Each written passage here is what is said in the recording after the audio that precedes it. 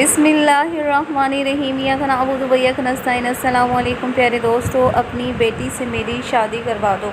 جلیبیب رضی اللہ تعالیٰ عنہ ایک انصاری صحابی تھے، نہ مالدار تھے، نہ کسی معروف خاندان سے تعلق تھا، صاحب منصب بھی نہ تھے، رشتہ داروں کی تعداد بھی زیادہ نہ تھی،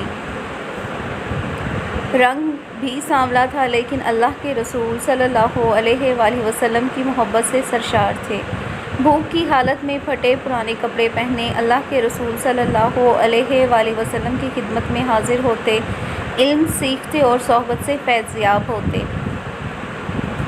ایک دن اللہ کے رسول صلی اللہ علیہ وآلہ وسلم نے شفقت کی نظر سے دیکھا اور ارشاد فرمایا، جلیبیب تم شادی نہیں کرو گے؟ جلیبیب رضی اللہ تعالیٰ عنہ نے عرض کی، اللہ کے رسول مجھ جیسے آدمی سے بھلا کون شادی کرے گا؟ اللہ کے رسول صلی اللہ علیہ وآلہ وسلم نے پھر فرمایا، جلیبیب تم شادی نہیں کرو گے؟ اور وہ جواباً عرض گزار ہوئے کہ مجھ سے شادی کون کرے گا؟ اللہ کے رسول صلی اللہ علیہ وآلہ وسلم نے تیسری مرتبہ بھی ارشاد فرمایا، جلیبیب تم شادی نہیں کرو گے؟ جواب میں انہوں نے پھر وہی کہا، اللہ کے رسول مجھ سے شادی کون کرے گا؟ کوئی منصب نہیں، میری شکل بھی اچھی نہیں، نہ میرا خاندان بڑا ہے اور نہ مال و دولت رکھتا ہوں۔ اللہ کے رسول صلی اللہ علیہ وآلہ وسلم نے ارشاد فرمایا، فلاں انصاری کے گھر جاؤ اور ان سے کہو کہ اللہ کے رسول صلی اللہ علیہ وآلہ وسلم تمہیں سلام کہہ رہے ہیں اور فرما رہے ہیں کہ اپنی بیٹی سے میری شادی کر دو۔ جلیبیب رضی اللہ تعالیٰ عنہ خوشی اس انصاری کے گھر گئے اور دروازے پر دستک دی۔ گھر والوں نے پوچھا کون؟ کہا جلیبیب۔ گھر کا مالک باہر نکلا، جلیبیب باہر کھڑے تھے، پوچھا کہاں کیا چاہتے ہو اور کدھر سے؟ کہا اللہ کے رسول صلی اللہ علیہ وآلہ وسلم نے تمہیں اسلام بھجوایا ہے۔ یہ سننے کی دیر تھی کہ گھر والوں میں خوشی کی لہر دوڑ گئی، اللہ کے رسول نے ہمیں اسلام کا پیغام بھجوایا ہے، ارے یہ تو بہت ہی خوش بختی کا مقام ہے کہ ہمیں اللہ کے رسول صلی اللہ علیہ وسلم نے اسلام کہا ہے۔ جلیبیب کہنے لگے آگے بھی سنو، اللہ کے رسول صلی اللہ علیہ وآلہ وسلم نے تمہیں حکم دیا ہے کہ اپنی بیٹی کی شادی مجھ سے کر دو۔ صاحب خانہ نے کہا ذرا انتظار کرو، میں لڑکی کی ماں سے مشورہ کر لوں۔ اندر جا کر لڑکی کی ماں کو پیغام پہنچایا اور مشورہ پوچھا۔ وہ کہنے لگی نہ قسم اللہ کی، میں اپنی بیٹی کی شادی ایسے شخص سے نہیں کروں گی، نہ خاندان، نہ شہرت، نہ مال اور دولت، ان کی نیک سیرت۔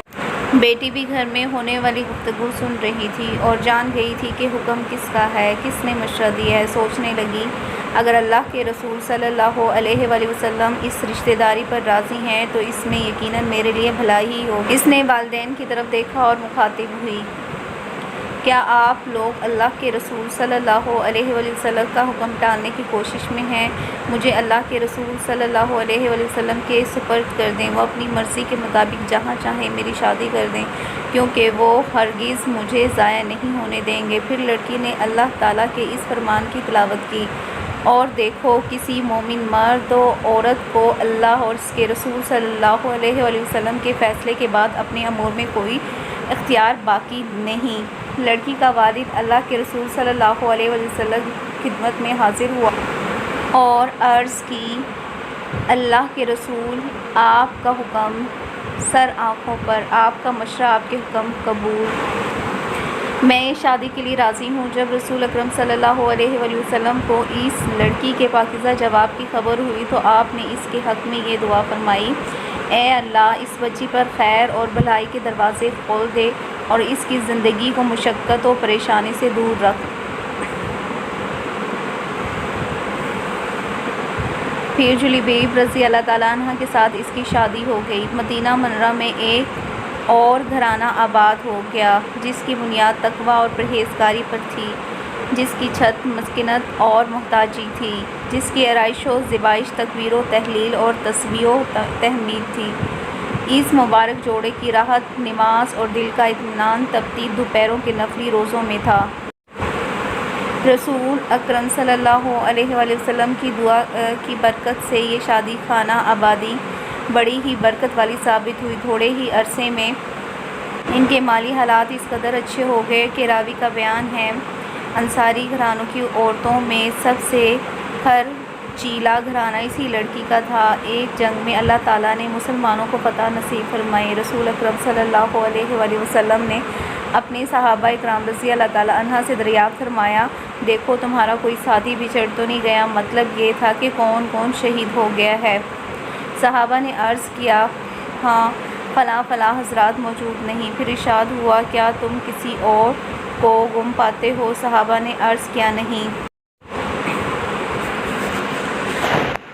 آپ صلی اللہ علیہ وآلہ وسلم نے فرمایا، لیکن مجھے جلیبیب نظر نہیں آ رہا، اس کو تلاش کرو۔ چنانچہ ان کو میدان جنگ میں تلاش کیا گیا۔ وہ منظر بڑا عجیب تھا۔ میدان جنگ میں ان کے ارد گرد 7 کافروں کی لاشیں تھیں، گویا وہ ان 7 سے لڑتے رہے اور پھر 7 کو جہنم رسید کر کے شہید ہوئے۔ اللہ کے رسول صلی اللہ علیہ وسلم کو خبر دی گئی۔ رؤوف الرحیم پیغمبر تشریف لائے، اپنے پیارے ساتھی کی نعش کے پاس کھڑے ہوئے منظر کو دیکھا اور فرمایا، اس نے 7 کافروں کو قتل کیا، پھر دشمنوں نے اسے قتل کر دیا۔ یہ مجھ سے ہے اور میں اس سے ہوں، یہ مجھ سے ہے اور میں اس سے ہوں۔ پھر آپ نے اپنے پیارے ساتھی کو اپنے ہاتھوں میں اٹھایا اور شان یہ تھی کہ اکیلے ہی اس کو اٹھایا ہوا تھا، صرف آپ کو دونوں بازوؤں کا سہارا ایسے میسر تھا۔ جلیبیب رضی اللہ تعالیٰ عنہ کے لیے قبر کھودی گئی، پھر نبی صلی اللہ علیہ وآلہ وسلم نے انہیں اپنے دست مبارک سے قبر